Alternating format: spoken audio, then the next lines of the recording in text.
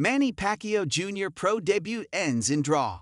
Few fighters make their professional boxing debut with as much fanfare and scrutiny as the son of boxing's only 8th division champion and Hall of Fame inductee as Emmanuel Pacquiao Jr. in front of a sellout crowd of 3,500 at the Pechanga Resort Casino in Temecula, California, and broadcast live on ESPN. Jimuel Pacquiao made his much-anticipated ring walk to his pro debut with his father Manny Pacquiao Sr. at his side. Once the bell sounded, Pacquiao Jr. was on his own under a huge spotlight against another first-time pro, Brendan Lawley of Chicago. After 4 rounds, the fight was scored a majority draw with 2 cards, even and 139-37 in favor of Pacquiao Jr. "For the next time, I'm definitely pushing it more," said Pacquiao Jr. "Now that I've experienced it, it's different from the amateurs. This is a big step." Pacquiao said Lawley was a hard puncher. "As the fight went on, he was roughing me up. It kind of affected me a little bit. I was shocked. I didn't expect that from him. In my head, I was like, just bite down." Pacquiao Jr. feeling the pressure. Trained by Marvin Somodio at the Wild Card Gym, Pacquiao Jr. admitted to feeling nervous, especially when seeing the huge crowd that came to witness his fight. His mother, Jinky, was in tears watching her son perform, just as she was at times during her husband's long career. His accomplished father showed his own nerves as he sat ringside, later explaining, "I'm quiet in my seat. I want to shout. I want to give instruction, but I'm sure he cannot hear it," said Pacquiao Sr. Brendan Lawley seizes the moment. On the other side of the ring, Lawley didn't have a nervous bone in his body. The full-time high school English teacher participated in collegiate boxing at the University of Illinois, but had left the ring until he got the call for the Pacquiao fight. Credit to Lawley for putting up a strong offensive effort behind solid bodywork. He stepped right to Pacquiao, who was forced to trade punches with him. Lawley came for a good time and refused to follow a prescribed script. "I had a lot of fun," said Lawley. "It was a draw. I wish I had won. A win would have felt better, but I'm not mad. I got to do something awesome on a cool stage, and I had a lot of fun doing it." Lawley said he's hoping for the best for Pacquiao Jr., but said his pro boxing career is one and done. "No more fighting. I took the coolest opportunity to get on the coolest stage ever. I'm just a dude from Chicago. I'm an English teacher and a grad student at U of I right now. It felt weird seeing myself up there," explained Lawley, who whipped himself into shape from 160 pounds down to the 135-pound weight limit for the opportunity. Pacquiao Jr.'s future? Flashes of Pacquiao DNA were evident in his footwork, hand speed, and body language. But Jimuel Pacquiao's hands aren't as fast or accurate. He landed several strong left hooks, including one right at the end of the final round.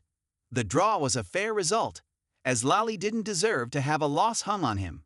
Manny Pacquiao said his son did well for his first fight. "He had just a couple of fights as an amateur and turned pro. So, for me, I'm satisfied with his performance, although we were expecting more. But it's good experience for him that he experienced a professional fight like that." Pacquiao says his son makes his own decision to fight. "I cannot stop him if he wants to continue to box. But what I'm going to do is advise and input more strategy and knowledge about boxing." Pacquiao wants his son to be on his next undercard so he can supervise his training. "I can push him more." Pacquiao Jr. is also a new father as of this week, making his Hall of Fame promoter/father a grandfather for the first time. It's possible the circumstances were a lot to ask from Pacquiao Jr. Few pro debuts get this kind of attention, short of a handful of Olympic gold medalists. After a few more fights for both men, a rematch would be fitting. Lorenzana and Arias deliver all-action fight. In the main event, undefeated middleweight Lazaro Lorenzana, a native of San Diego who lives and fights out of Tijuana, 18-0, 13 KOs, produced the action fight of the night in his American debut against veteran Luis Arias of Las Vegas, 22-5-1, 11 KOs. 100-90, 99-91, 98-92 for Lorenzana. Trainer Henry Ramirez said he told Lorenzana it would be a challenge to stop the veteran Arias, and Ramirez was right. Showing good hand speed and plenty of aggression with the punch volume of a lightweight, Lorenzana unloaded combinations on Arias. He frequently waved Arias in and egged him on. When the two men started trash-talking in the ring, referee Ray Corona made a hand signal telling them to shut it down. No worries, their hands did the talking. At the end of the 5th round and again in the 9th round, Lorenzana unloaded a multiple punch combination, ending in a hard right hook, wobbling Arias. The final round was a blur as both men delivered their last bit of effort in a fun but one-sided fight. It was a tough fight getting in there with a veteran. It was an honor to share the ring with him, Arias. He's been in the sport a long time, said Lorenzana. This fight was a stepping stone. My team and I know that we have big fights in the future. We are climbing to get to those. In a middleweight division looking for an action star, Lorenzana may be able to seize the opportunity. Undercard results from Temecula. With his loud, enthusiastic friends and family cheering him on, Terry Washington of San Bernardino, 6-0, 5 KOs, went 10 rounds and heard the final bell for the first time, winning a lopsided decision over Ricardo Astavilca of Lima, Peru, 23-5, 5 KOs. Scores were 100-90 on all 3 cards for a shootout victory. Although Washington's knockout streak ended, he picked up the WBC USA light flyweight title with his win. The fight was cautious through 4 rounds. The stringy Washington used his long reach to snap jabs at Astavilca as the Peruvian circled the ring. Washington turned up the heat slowly, starting in round 5, with the crowd pleading with both fighters for more action. Astavilca was not willing to engage. In the final rounds, Washington unloaded, throwing Astavilca off balance as he connected several times. But he couldn't stop the veteran Peruvian. The 21-year-old Washington may be disappointed, but putting in those rounds will serve him well moving forward.